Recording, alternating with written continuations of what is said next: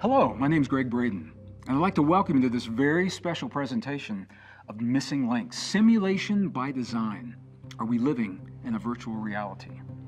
Well, in the last episode, we identified the laws that govern our virtual world, the basic laws of physics, and what it takes to master those laws in our lives.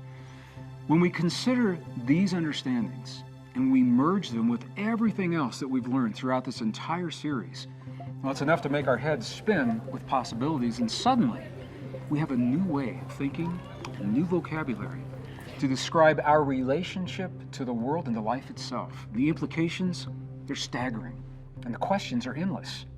So in this final episode of Simulation by Design, we'll answer many of those questions, and by doing so, we'll come full circle to where we began this series, only now we have the vocabulary to make sense of our virtual reality. In this program, you've seen the evidence that tells us it is more likely than not that we are living in a simulated world, in a virtual universe. And you've seen the evidence that is telling you that you have the potential to interact with this universe, to interact with this reality in ways that have seemed mystical in the past and were reserved for the monks and the nuns and the abbots and the shamans living mystical lifestyles. But now we know we don't need to live on a monastery halfway around the world and leave everything familiar to us, our loved ones, our jobs, our families, to embrace these seemingly mystical powers. Because when we understand the relationships, we demystify the experience. In the contemporary language of science, we are now talking about mystical connections, and we are marrying those connections with the best science of the modern world to give us a new view, an evolutionary edge to understand what's happening in our world, and beyond that, how we may direct the events of our lives and the events of the world in a positive, powerful way. So as you've seen, the parallels between the laws of physics as we know them today and the rules of the simulation are absolutely clear, they're unmistakable. And the evidence is showing us, more likely than not, we are in fact in this simulation. So what I'd like to do in this last segment now is pull all this together. Let's get down to the nuts and bolts of what this experience means. Let's jump right into what it means to be in a simulation, the implications and the questions that invariably come up. Questions like, where's heaven? Where is heaven?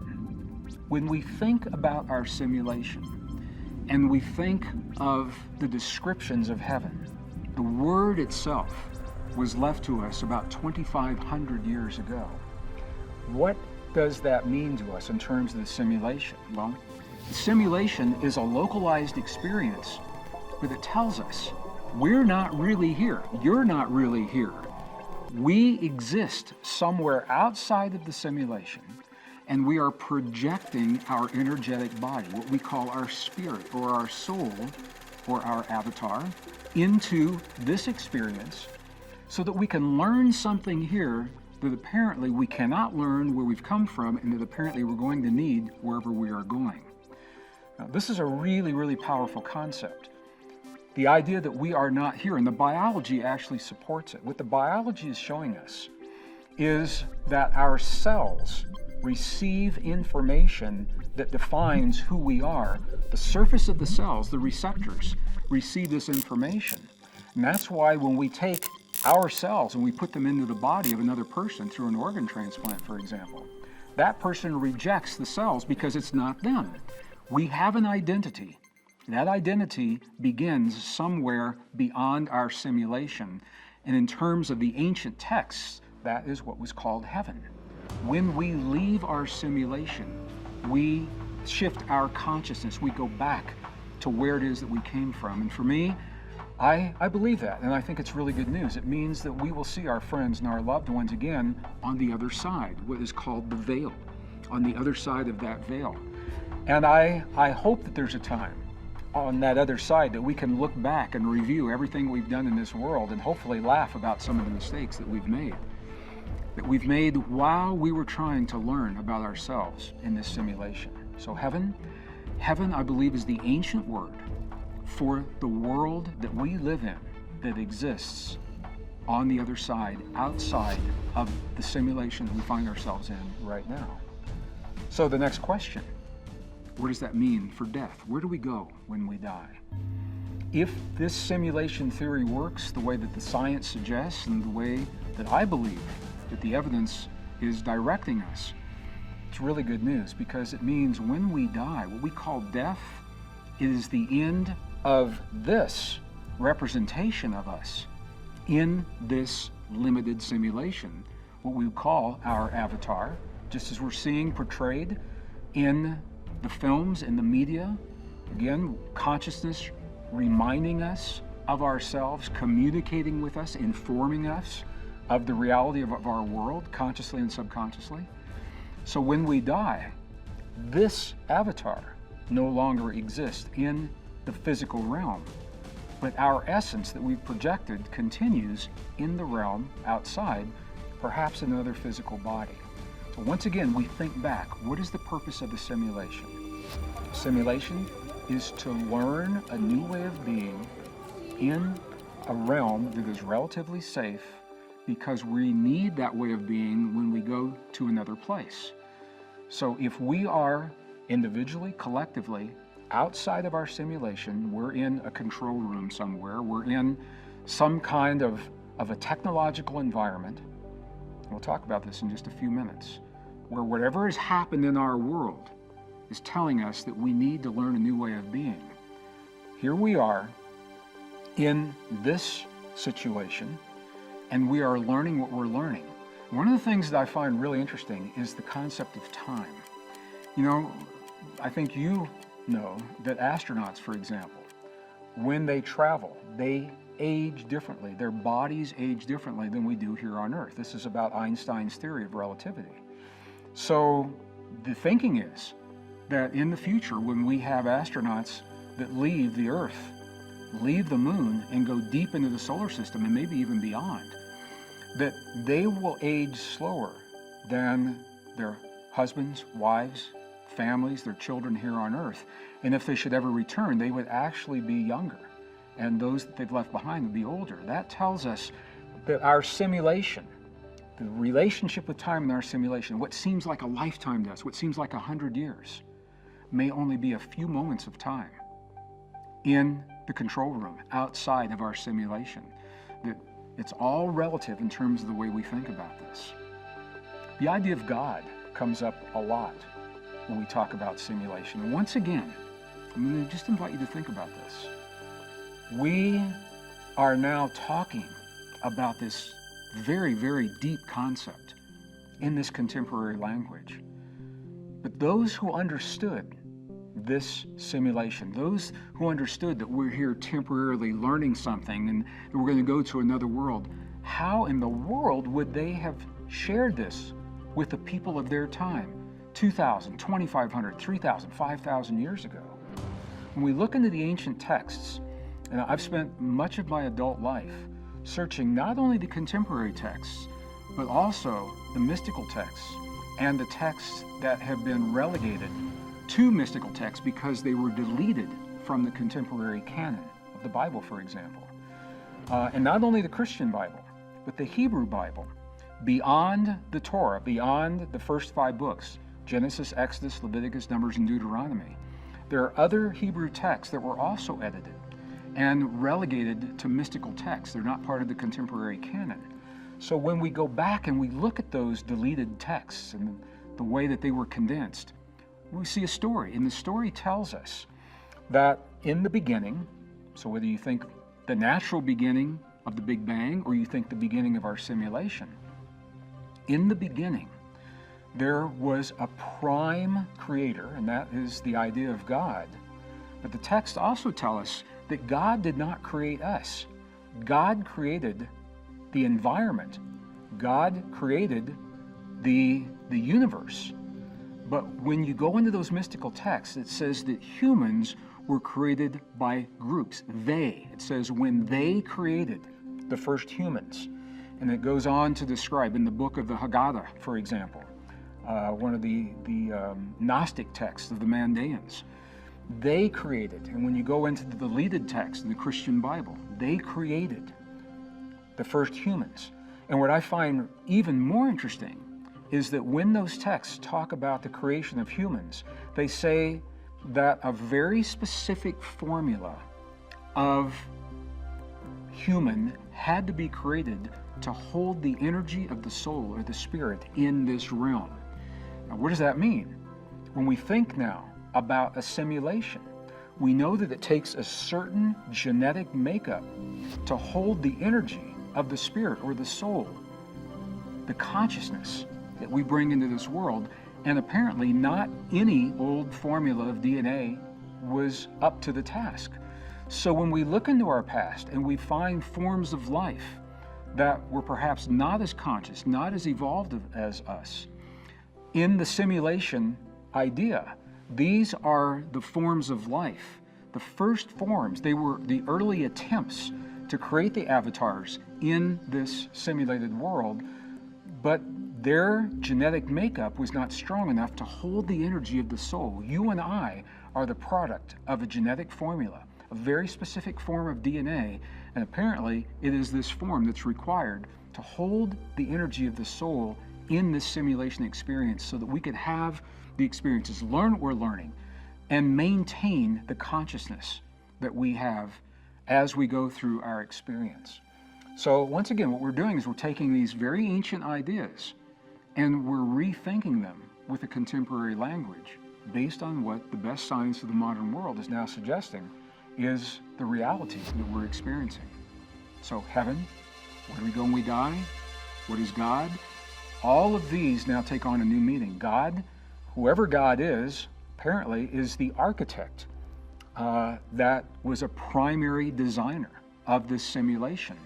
And I'm looking forward to getting to the other side and meeting that architect at some point in our future.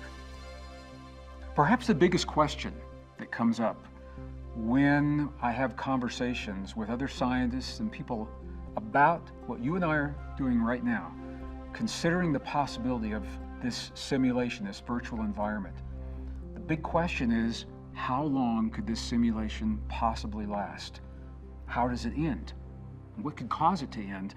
And to answer this question, this is precisely why I took a little bit of time in the previous episodes to talk about the fractal patterns, for example, and the fractal codes, the Koch snowflake, showing us about the complexity of the parameter and how it can change while the space that the snowflake actually occupies remains relatively constant. All of those ideas now, I'm going to bring them together to answer the question, how long can our simulation last? What would cause it to end? In a simulation environment, when we ask ourselves, what could possibly end this virtual reality, this world that we know, the end would be the same as it is for any computer program. When one of two possible conditions exists, the end of the program occurs. Number one is when the system runs out of space to store the information that is generated. Number two is when something unexpected happens that corrupts the entire system. So let's take a look at these two very well-known possibilities for conventional computer programs, and let's see how they might apply and what they may mean for our simulated environment. Before his death in 2008, Princeton University professor John Wheeler, a physicist, he was a contemporary of Albert Einstein's, but he and Albert Einstein had very, very different ideas of our relationship to our physical reality. Nothing could have been more diverse than the way that these two men, looking at the same information, the same data, the same formulas, thought about our relationship to the world, and they came up with very, very different perspectives. Now, Albert Einstein, brilliant man that he was, he did not like the idea that we could be so deeply connected with our environment that we could actually influence our environment, and especially at a distance. Albert Einstein did not like the idea of entanglement. These theories were just being developed during his lifetime, and when he heard that it may be possible for us to influence from where we are in one part of the world what's happening in another part of the world, he actually had a term for that kind of influence. He called it spooky action at a distance. Einstein didn't like that. And he went to his grave with the frustration of never being able to unify the laws of physics because he did not allow for this relationship, this entanglement that we see in our world. This is on the one hand. On the other hand, John Wheeler came up with a completely different view of the universe. Wheeler said the universe could not exist without us. He said we are part of an ongoing process. He said the universe isn't finished yet. He said it is continually being built. We are continually adding to the universe, and we're doing it through consciousness. He said we live in what he called, and I'm going to quote, a participatory universe that continues to build itself. Well, the implications of what John Wheeler said have direct impact on the answer to the question, how long can our simulation last? And here's the reason why. What John Wheeler said to us about living in a participatory universe suggests the following. It suggests that we will probably never find the smallest particle of matter. Because every time we peer deeper and deeper into the fundamental nature of our reality, and this is what's important here, the act of us looking is an act of creation in our simulation, and it puts something there for us to see. So the deeper we look, every time scientists think they've got the smallest particle, then they build new equipment, and they find that they can break that particle and there's something underlying that particle. And then they do it again, and they do it again and again. Now think about what this means in terms of our simulation. Every time we look, and consciousness puts something there for us to see, that something is energy, it is information. And we are constantly adding information to the system through the act of looking, searching to find the limits of our experience. So the deeper we look into the atom, the more information we're putting out there. The further we look into the cosmos, scientists are looking for the edge of the universe. And they thought they found it twice. They thought they found the boundary that marks the edge of our physical universe. Here's what happened. They built new equipment, and the new equipment looked differently at that boundary. And lo and behold, they found that there was something else beyond the boundary. I can't emphasize this enough. Our act, the act of us looking with the expectation that we will see something, is an act of creation within our simulated universe. And the more we create, the more information we are generating. That information has to go somewhere. We are living in a finite environment of our simulation. Okay, and this is what the Koch snowflake was telling us. So the question is, how much can we explore? How much information can we create? How much energy can we generate until our environment is full and can hold no more?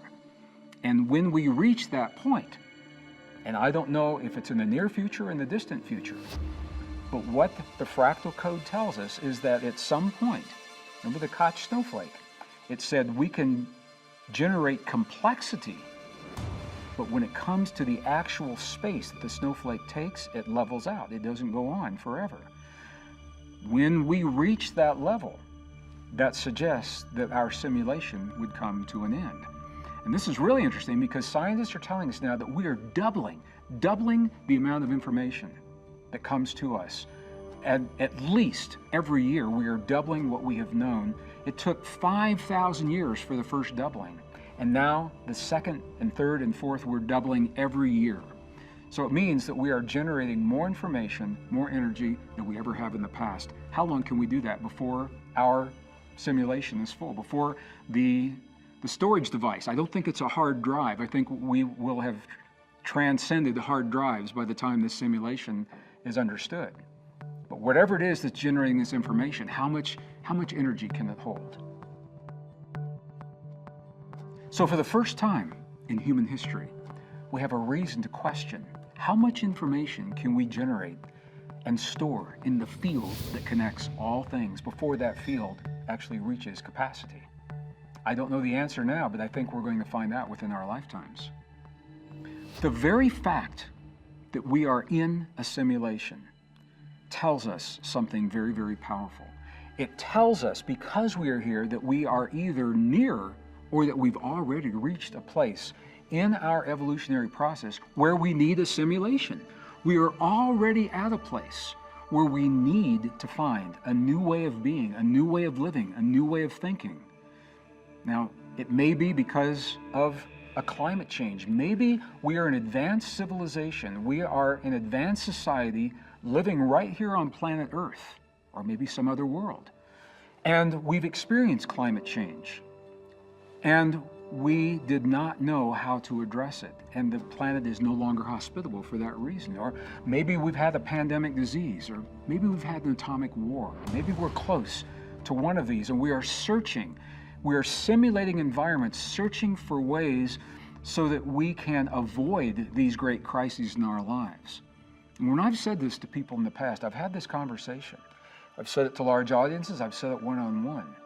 And when I suggest these possibilities, I've actually seen scientists look at me and they tear up and they cry when they hear this possibility, because it touches something very deep and very real within each of us. I think we all know that we're here for a reason. We all know that there's something much, much bigger happening than what we've come to understand or we've been led to believe.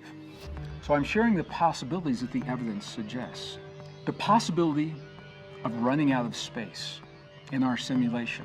That was only one possibility of what could end this experience. The second is an unexpected event, a tremendous release of energy of some kind. And that thinking coincides with the theme of what our simulation is all about to begin with. The theme of life on Earth for the last 5,000 years has been primarily a theme of war and conflict.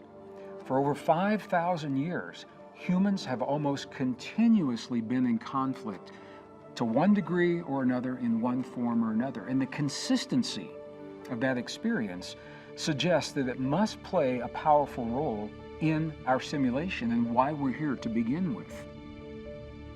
Now, the archaeological record preserves that history, and it tells us of different kinds of global conflict. And for me, this is the value of looking at the past. Yeah, sure, it's interesting. You know, it's interesting to look at ancient civilizations. It's interesting to see what people have done in the past.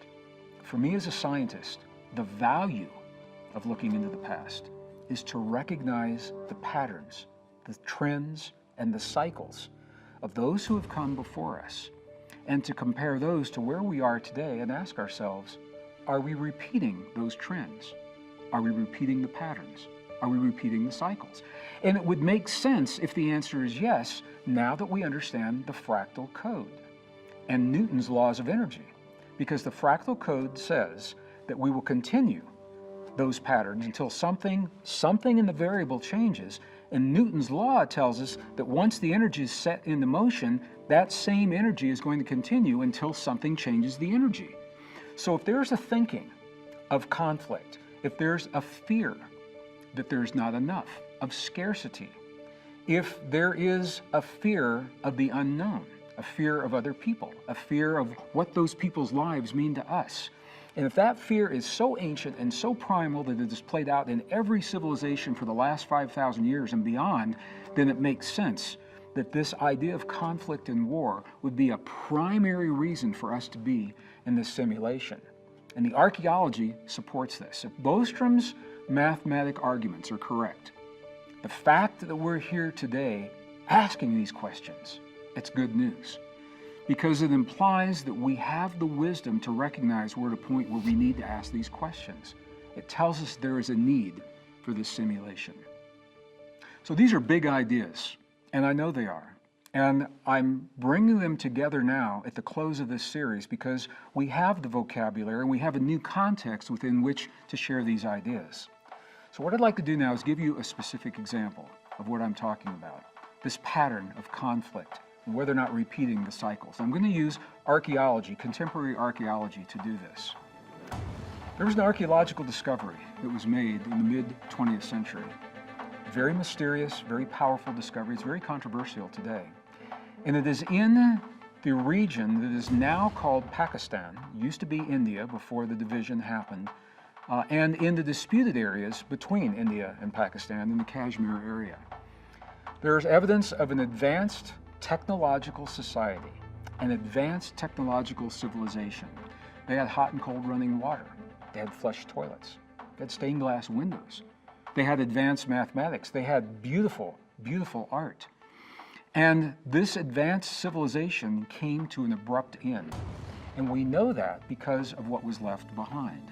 Now, when the scientists began finding this evidence of this civilization, one of the first things that they found were walls and floors that were made of natural stone, granite, for example. But the term that was used, that the stones were vitrified. Now, what this means, I'm going to use granite as an example. Granite is made of three minerals: quartz, feldspar, which is a clay, and mica. So the quartz, the feldspar, and the mica were in place. However, the quartz in place was melted within the stone. Now, to melt the quartz in place requires, number one, a high amount of heat to do the melting, but number two, it has to be very fast because it didn't destroy the floors and the walls. So it suggests a rapid, very high heat, some point in our ancient past, that melted the quartz, left everything in place. They also found mysterious little spheres, little balls of clay. They didn't know what these were. And when they began to understand that the walls and the floors were vitrified from a rapid, intense heat, they found that these little spheres were clay vases that had also been exposed to the heat and were simply melted in place. So the scientists are asking, what is that could have possibly caused this kind of intense heat, intense enough to melt the quartz, but so fast that the walls were still in place? Well, some of the human skeletons that were discovered, and this is very controversial, some of the human skeletons may give us a clue. The skeletons were found primarily in this location. They were all at one end of this ancient city in what are called postures of flight. And these are Russian scientists in the mid-1960s that were the first to find this. Postures of flight. What does that mean? It means they were running away from something. They were all at one end of the city and they were running. And the giveaway is that some of the skeletons were actually radioactive. They were more radioactive than you would expect from the normal background radiation that we have from the Earth and from cosmic rays. We're all absorbing radiation, but the level in these skeletons was higher than it should have been. So the scientists are looking at this, they're putting this all together and they're saying, what in the world could happen? And this is one of those places where if you look at the evidence itself, you're never going to solve the mystery. We don't live in a vacuum. History does not occur in a vacuum. And this is where context is so important. So the evidence is showing us a mystery. However, in that part of the world, the sacred text of Mahabharata tells a story that is believed to have been a fairy tale. It is believed to have been a fairy tale because what it describes is something that is unfathomable up until the 20th century. What this text describes makes no sense until the technology of the mid-20th century. So what I'd like to do, I'd like to read a portion of an English translation to you from this text, and then let's take this translation, apply it to what has been found archaeologically, and see where that leaves us in terms of the cycles in our simulation. So here are the passages from the text. There were two armies that were in a great war at the end of a cycle. All right, the two armies were fighting, and one of the armies began to lose, and they resorted to a weapon that had never been used before. And this is the way the text describes the weapon. It says, a single projectile charged with all of the power of the universe, an incandescent column of smoke and flame, as bright as 1,000 suns, rose in all of its splendor. A perpendicular explosion with the billowing smoke clouds, the cloud of smoke rising after the first explosion, formed into expanding circles like the opening of a giant parasol. It was an unknown weapon, an iron thunderbolt, a gigantic messenger of death. which reduced to ashes the entire race of the Varishnis and the Andakas. The corpses were so burned as to be unrecognizable. The hair and the nails fell out. Pottery broke without apparent cause, and the birds turned white.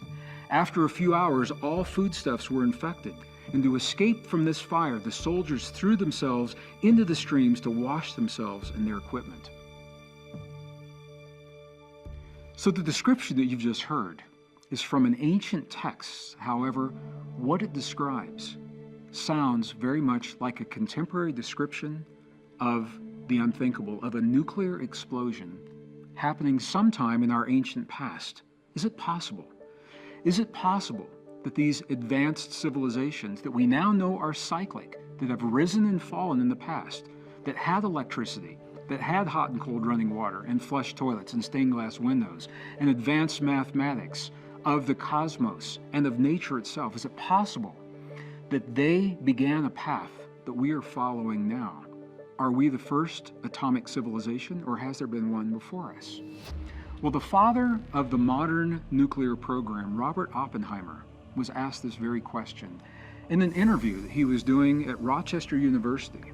There was a student that asked him, and he said, "Dr. Oppenheimer, how do you feel after having exploded the first atomic bomb on Earth?" And Oppenheimer replied, and his reply shocked the audience. It shocked the person that was asking the question. Because Oppenheimer said, well, he said, not the first atomic bomb, but the first in modern times. Robert Oppenheimer was a student of the Mahabharata. He was a student of the Bhagavad Gita, the related text. And he firmly believed that we are, in fact, a cyclic civilization and that we are repeating a pattern from the past. And if we are, within the context of our simulation, we have to ask, what are the consequences of our simulation if we were to engage in a large-scale nuclear war? Now think about this in terms of this entire conversation. The release of energy from a nuclear weapon is information. Tremendous amounts of information. How much information would be released into the system if we had multiple nuclear explosions in a conflict like we've had perhaps in the past on a limited scale? How long could we continue to produce that kind of information before we reached that capacity, that limit that we talked about earlier? So this whole idea of the simulation is giving us new ways to think about us, about what we're living, about what's happening in our world, what's happening in our lives. If the unthinkable has happened in the past, are we repeating that cycle again in our lives? And if we are, can we recognize it? Do we have the wisdom to recognize it and, as Newton's law says, shift the energy, move to a new course, plug in a new variable into that fractal code so that we can avoid the suffering that obviously would come from such a path? The common thread that runs through every one of the possibilities that I've described, whether we're talking about climate change or we're talking about disease pandemics or war, is that every one of these possibilities is related to human choice. It's the choices that we are making within our lives, now within our simulation, that are resulting in the very conditions that could end this experience based upon the way we think. Now, my sense personally, my sense is because conflict has played such a dominant role throughout history, and that theme is playing out today, and it appears to be coming to a head. Again and again, this idea keeps coming up. My sense is that we are learning to create a world where war doesn't exist, where it's become obsolete. And we're doing so by developing the potential that lives within each of us as individuals. And remember, the better we know ourselves, the less we fear. The less we fear one another, and the less we fear the unknown. If we're honest with ourselves, we know that the world is changing, and we also know that the old ways of thinking are failing when it comes to solving the big problems like climate change and war. We need a new way to think about our world and a new language to solve our problems. Simulation by design is an invitation. It invites us to think differently about ourselves, about yourself, and what you've been taught when it comes to our world and our past. The science gives us rock-solid reasons to think differently, but the events of today's world tell us that now is the time to do so. So as we begin to embrace the possibility that we are living in a simulated world, we also unlock the deepest mysteries of our existence. At the same time, we're discovering what it takes for us to become the best people we can be and to create the best possible world. I want to thank you for joining me throughout this very special presentation of Missing Links, and I hope you've enjoyed watching it as much as I enjoyed creating it. And while we have reached the end of this program, I want you to know that there's more, much more to come.